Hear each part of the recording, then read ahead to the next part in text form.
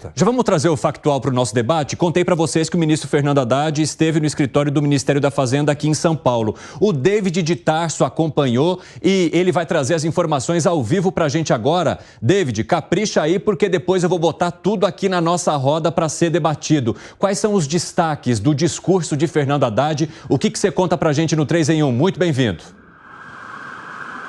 Oi, Evandro, muito boa tarde a você, boa tarde a todos que nos acompanham pela programação da Jovem Pan. Estava escutando ainda há pouco, o Segré comentando aí sobre cortar os gastos do governo.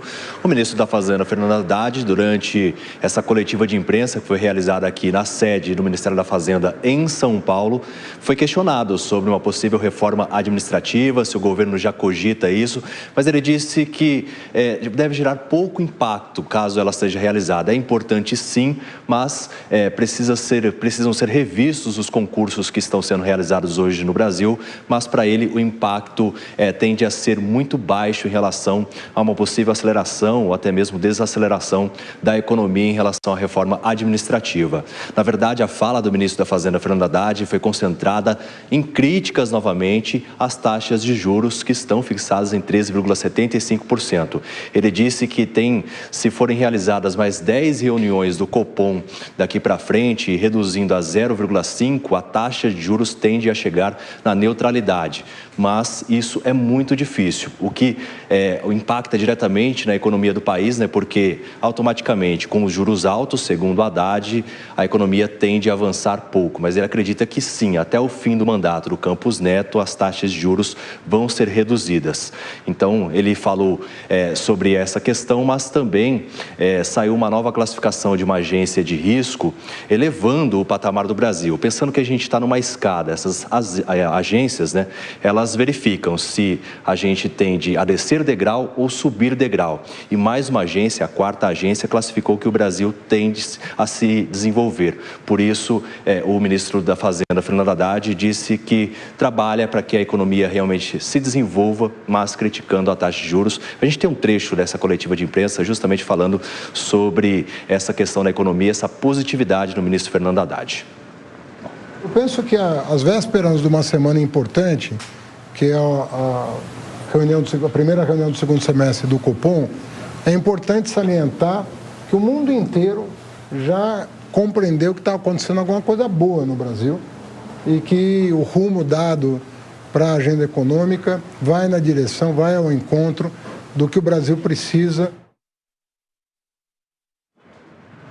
Bom, falou também sobre questões que podem ajudar o Brasil a se desenvolver, como o setor de seguros, previdência, que o governo pretende investir para que realmente esses setores sejam alavancados. Evandro. Muito obrigado pelas informações, David de Tarso. Se tiver novidade, chame a gente aqui, já quero jogar para o debate. Fernando Haddad fala o seguinte: está acontecendo alguma coisa boa no Brasil. A agenda econômica vai ao encontro do que o Brasil precisa.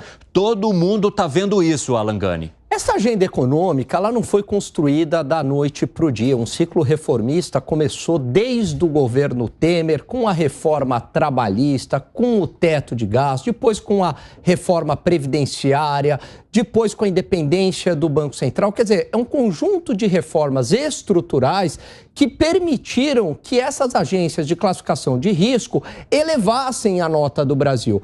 Qual é a minha grande preocupação? O fiscal está piorando. E a gente já viu esse filme antes. Quando a Dilma assumiu em 2011, era mesmo uma euforia. Olha, o Brasil está crescendo, ela era tida como a gerentona, a grande gerente. E, de repente, lá em 2014, a gente viu o problema devido ao estrago, aos rombos nas contas públicas. Tomara que a equipe econômica se atente em relação a isso. A questão fiscal é uma preocupação para você, Piperno? Mas é uma preocupação para todo mundo, principalmente para esse governo.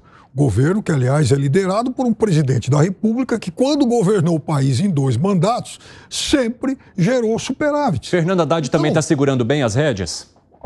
É o que diz o mercado, por exemplo, gente que era hostil a ele. Sim, ele está sendo muito bem avaliado. Críticas. Então, veja, hoje, por exemplo, eu até acabei retuitando um texto, uma análise de alguém de um fundo de investimento britânico, porque comemorou 1 ano que ele fez essa previsão.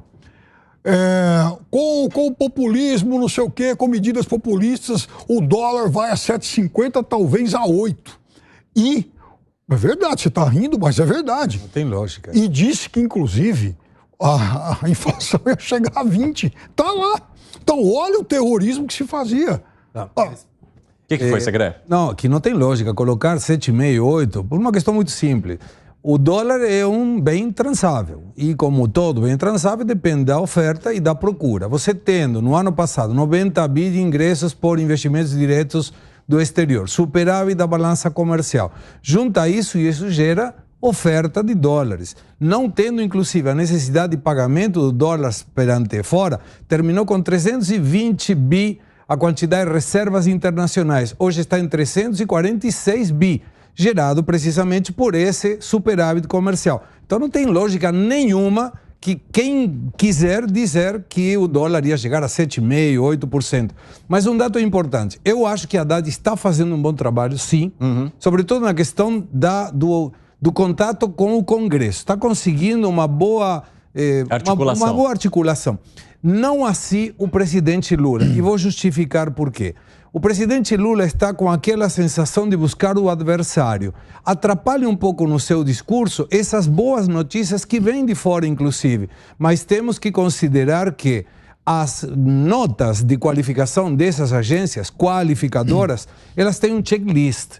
Não é uma questão que pega, o dólar está baixo, então vamos dar um grau melhor para os investimentos. Não, pega independência do Banco Central, feita, previdência, feito, tamanho dos sindicatos na economia, feito. Então vai somando uma série de questões que tem representatividade nesse governo, que tem muita sorte, porque está pegando bem as notas essas, mas também vem de antes, indicando que essas reformas estruturais que Alan muito bem mencionava estão dando efeito. Lembrando, a economia sempre é locomotiva, demora para tomar impulso, demora para brecar. A agência Fitch classificou com BB estável, Austin Rating BB+. Alan Gani. Quando o Piperno falou o seguinte, é verdade. Durante os 2 mandatos do governo Lula, houve superávit das contas públicas do governo central. Ok. O meu ponto é que ele tinha capital político, era uma conjuntura econômica exuberante internacional e ele deixou de fazer reformas estruturais. Este que é o ponto. Geralmente, não é o governo do PT que faz essas reformas estruturais que são fundamentais para a sociedade. Pelo contrário, eles são beneficiados por reformas feitas anteriores e que têm efeitos duradouros.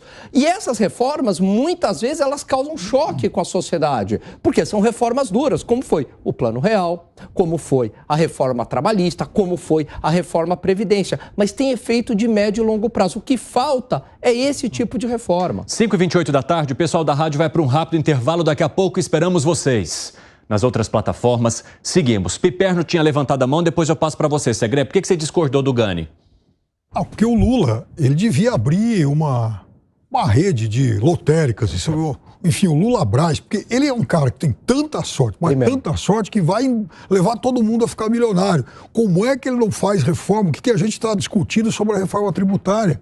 Arcabouço fiscal, tem um monte de coisa acontecendo, tentando fechar o acordo com a União Europeia. Então, não é justo dizer que não tem reforma. Segré, lá atrás, ele não fez nenhuma reforma estrutural, arcabouço fiscal foi piorado, reforma tributária, ok, mas não começou nesse governo uma reforma tributária que vem com o aumento da carga tributária. É verdade que não começou, mas é ele que vai finalizar, ele que vai entregar. Uma reforma tributária com aumento da carga tributária. Isso é futurologia. Segré. O que eu gostaria de dizer é, se em lugar de ter o governo do PT, tivesse o governo do Bolsonaro, essas boas notícias internacionais estariam igualmente acontecendo. Então não é um mérito do governo.